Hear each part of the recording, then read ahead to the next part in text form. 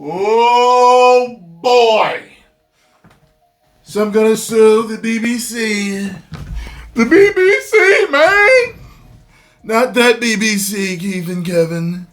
I'm gonna sue the BBC for between $1 to $5 billion.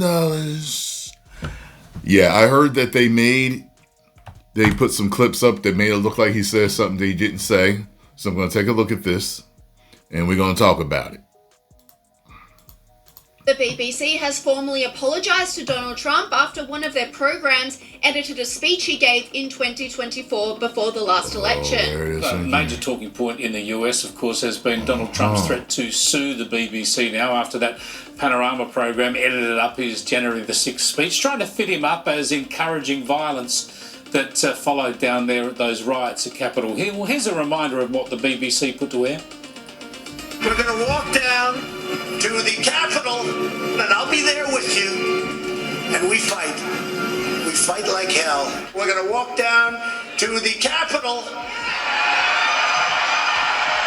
and we're going to cheer on our brave senators and congressmen and women. Now, this sort of egregious editing and misleading. Now, the way they cut that was seamless. If I had seen it, I would have thought that that's what he said. See, they didn't do anything. See, I heard someone talking about this. They said something about the way they cut it. It looked like he said it with one right in the flow, like that one in one sentence. But if they had put a transition in it, it would have showed you that they jumped. And they didn't. So it made him look bad. And it made him look like he was inciting or doing something that I see why he's suing. Misleading media coverage doesn't really surprise a lot of us, but as I put to our US contributor Kristen Tate, Donald Trump certainly won't be taking this lying down. Good for him. I mean, this was broadcast 1 week before the 2024 presidential election here in the United States. The BBC did this intentionally. They took out the parts of Trump's speech from January 6th, 2021, where he repeatedly said for his protesters to be peaceful. It's absolutely deceptive editing. This potentially reached tens of millions of people on all of the BBC's various platforms. Well, yeah, that's the reason why whenever I see something, whether it's on a celebrity, a politician, a YouTuber, if I can find original videos, I watch them. Because a lot of times with YouTube beef, with celebrity and politician beef, they're hacking stuff up all the time. And they twist and move and try to make things look a specific way just to push a particular narrative. Now, sometimes they're absolutely telling the truth, but sometimes they're not. And you always have to go behind and check full things. You have to. Instead of seeing clips on Twitter or wherever they are on YouTube, wherever, you know what I mean, Instagram, and just... Oh, he said, oh man, I can't believe he said that. Oh, wow, he's such a bad guy. You have to listen. I used to get fooled by it when I first jumped online. You can't be fooled.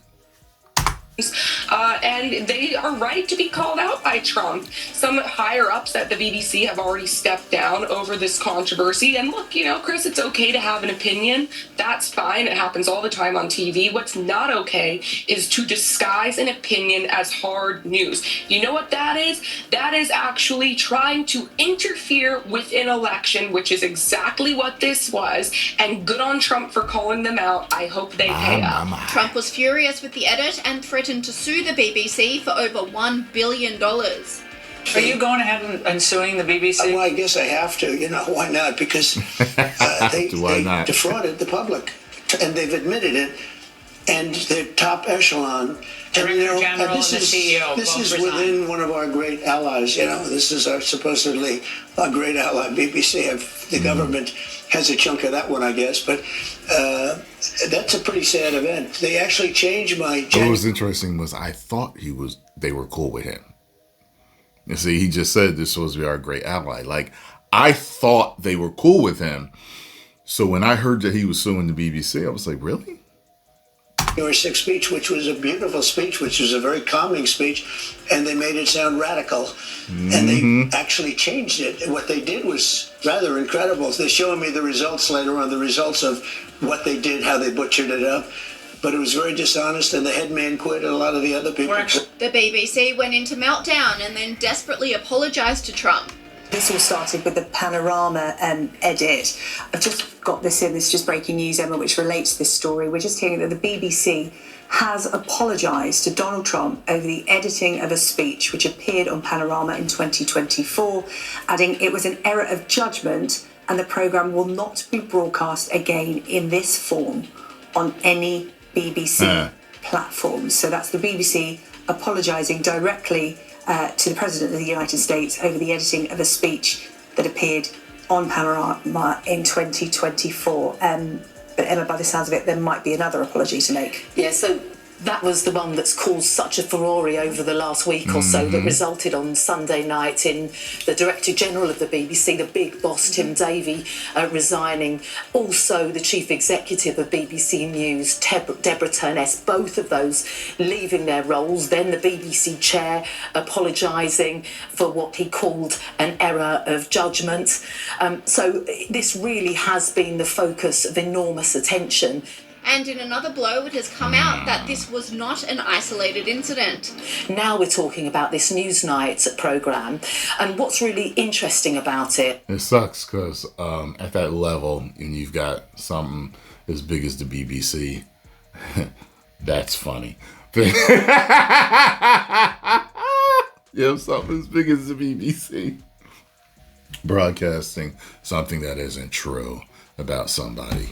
That's millions upon millions upon millions upon millions of people, maybe more, that could be influenced by it, and that's dangerous. According to the Telegraph, who've broken this story, a live guest straight after that speech was played out on Newsnight pointed out that it had been cut incorrectly, changing the meaning.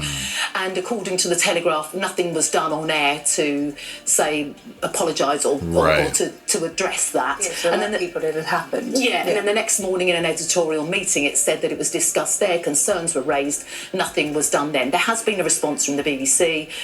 BBC spokesperson saying the BBC holds itself to the highest editorial standards. This matter has been brought to our attention and we are now looking into this. Press Secretary Caroline Leavitt confirmed Trump will be taking legal action over the incidents. Thank you, Bev. There's a lot of questions in one there. Well, he's taking legal action. It's confirmed. When she get up there, start talking, it's confirmed. And it's a pretty pickle there. Oh, man. Well, I don't know how much he's going to get, but I bet you he gets somewhere between 1 and 5. I bet you. Wow. I don't even know what else to say with this. It's almost like it feels cut and dry here. I mean, maybe they work out some type of deal with him. You know what I'm saying?